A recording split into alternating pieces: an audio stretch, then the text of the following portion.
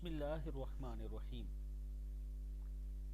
نماز میں درود شریف کے بعد کی دعائیں۔ جب نماز کی آخری رکعت میں اتحیات اور درود شریف پڑھ چکیں تو سلام سے پہلے یہ دعائیں پڑھ لیا کریں، یعنی رب جعلنی کے بعد پہلے رب جعلنی مقیم الصلاۃ ومن ذریتی ربنا وتقبل دعاء ربنا اغفر لی ولوالدی وللمؤمنین یوم یقوم الحساب۔ جب یہ پڑھ لیں اس کے بعد آپ یہ دعا پڑھ لیا کریں، اللہم انی اعوذ بک من عذاب جہنم ومن عذاب القبر ومن فتنة المحیا والممات ومن شر فتنة المسیح الدجال۔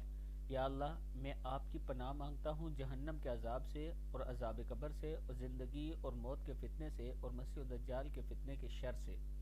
دعا پھر سن لیں، اللہم انی اعوذ بک من عذاب جہنم ومن عذاب القبر ومن فتنة المحیا والممات ومن شر فتنة المسیح الدجال۔